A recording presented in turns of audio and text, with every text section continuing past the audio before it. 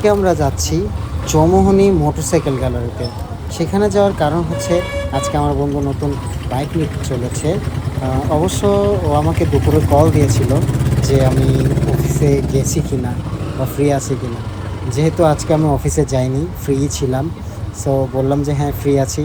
ও বলতেছে আমি নতুন বাইক নিতে যাব, আমার সাথে বিকালে যাই। সো আমি বললাম যে ঠিক আছে, তাহলে বের হওয়ার আগে কল দিস। আমি একটু বাইরে গেছিলাম, ও কল দিছে, কল দেওয়ার পরে বাসায় আসলাম। এসে রেডি হয়ে এখন বের হলাম। এখন যাচ্ছি হচ্ছে যে মুক্তিযোদ্ধার দিকে। সেখানে ওরা ওয়েট করতেছে আমার জন্য, অনেকক্ষণ যাবত দাঁড়িয়ে আছে, বারবার কল দিচ্ছে। যেহেতু বের হইতে একটু লেট হয়ে গেছে, তাই একটু তাড়াহুড়া করেই মানে চালাচ্ছিলাম গাড়ি। এখন হচ্ছে যে আমাদের মানে এলাকা থেকে বের হচ্ছি। এটা হচ্ছে যে কাঁঠাল বাগান ক্রস করলাম, যেটা আমাদের ফেমাস একটা রোড। এটা এমন একটা রোড যেখানে মানে যে কোনো পরিবেশের মধ্যে এই জায়গাটা একটু ঠান্ডা থাকে সবসময়। এক পাশে পাহাড়, আরেক পাশে হচ্ছে যে খোলা মাঠ টাইপের আর প্রচুর গাছপালা আছে, যার কারণে পরিবেশটা একটু ঠান্ডা থাকে।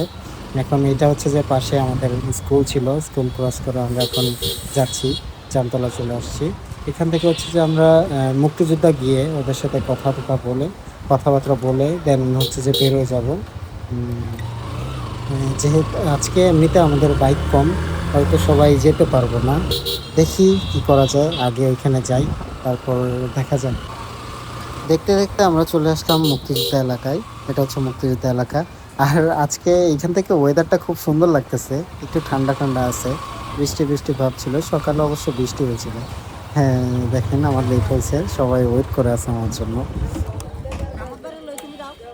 কই যাবো? ফাইনালি কথাবার্তা বলার পরে হচ্ছে যে ওরা ডিসাইড করলো একজন আমার সাথে যাবে, আর বাকিরা মানে সিএনজিতে করে আসবে আর কি। অলরেডি একজন চলে গেছে, ফোরভি ছিল, রানা আমার বন্ধু। উনি, ওনার নামও প্রায় সেম আমার মতোই। উনি অলরেডি চলে গেছে, আমি আসার সময় দেখছি উনি যাচ্ছে ট্রেনে। সো চলেন, এখন আমরা রওনা দিয়ে দিয়েছি চৌমুহনীর উদ্দেশ্যে। সামনে ম্যাপও নিয়ে নিয়েছি। অবশ্য আমি কখনো মোটরসাইকেল গ্যালারিতে যাইনি, আজকে ফার্স্ট টাইম যাচ্ছি, এবং কখনো প্রয়োজন পড়ে নাই আর কি যাওয়ার, তাই চেনা হয় নাই। এমনিতে চৌমুহনী আমার অনেকবার যাওয়া আসা হয়েছে ওইদিকে। আর রাস্তাগুলো খুবই যানজট থাকে, যার কারণে একটু প্রবলেম হয়।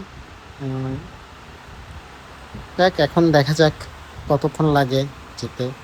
যেহেতু ম্যাপ আছে, আশা করি কোনো সমস্যা হবে না। এখন আমরা আছি বেবি সুপার মোড়ে। এইখান থেকে হচ্ছে যে আমরা ফ্লাইওভারে করে যাব, আখতারুজ্জামান ফ্লাইওভারে উঠে গেছি। এখান থেকে আমরা ডিরেক্ট লালখান বাজার নামবো, গিয়ে লালখান বাজার থেকে হচ্ছে যে টাইগার পাস যাব।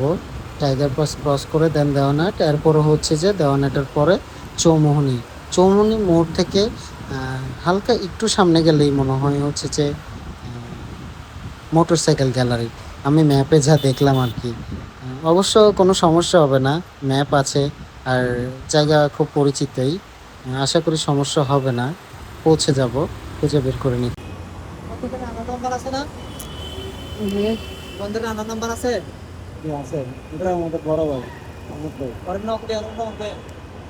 পোলাপাইন চলে আসছে সামনে। আসসালামু আলাইকুম। ফাইনালি আমরা ইয়ামাহা শোরুমের ভেতরে আছি, মোটরসাইকেল গ্যালারিতে। এখানে সব ধরনের বাইক রয়েছে, এর মধ্যে নজর কেড়েছে আমার এই যে MT-15টা, ব্ল্যাক কালার ছিল। আর এখানে হচ্ছে যে এই ছোট্ট একটা ছেলে ছিল, বাইক নিয়ে খেলা করতেছিল। আর এই হচ্ছে যে সেই যে বাইক, যার জন্য বাইক নিতে এসছে। ফাইনালি আমরা টাকা গোনা শুরু করে দিছি। যেহেতু অনেক টাকা একা গুনতে পারবে না, তাই হচ্ছে যে আমাদেরকে নিয়ে আসছে টাকা গোনার জন্য। এখন আমরা টাকা গুনতেছি। টাকা গোনা শেষ করে আমরা কাউন্টারে চলে আসলাম। কাউন্টারে দেওয়ার আগে হচ্ছে যে ওরা আরেকবার কাউন্ট করে নিচ্ছে সব কিছু ঠিক আছে কিনা, দেন হচ্ছে যে ওনাদের হাতে দিবে। দেওয়ার পর ওনারাও একটা কাউন্ট দিবে। এই যে ওনারা এখন কাউন্ট দিচ্ছে সব কিছু ঠিকঠাক আছে কিনা, আর সবাই ওয়েট করতেছে। টাকা দেওয়ার পর হচ্ছে বাইক যার নামে হবে তার একটা সিগনেচার করা লাগে। সেই সিগনেচারটা দেওয়ার পর আমরা চলে আসছি ইয়ামাহার সার্ভিস সেন্টারে, যেখানে হচ্ছে যে আমাদের গাড়িটি আনবক্সিং করা হচ্ছে এবং সকল পার্টস মানে লাগিয়ে দেওয়া। ফাইনালি আমাদের গাড়িটি রেডি হয়ে গেছে বাসায় নিয়ে যাওয়ার জন্য।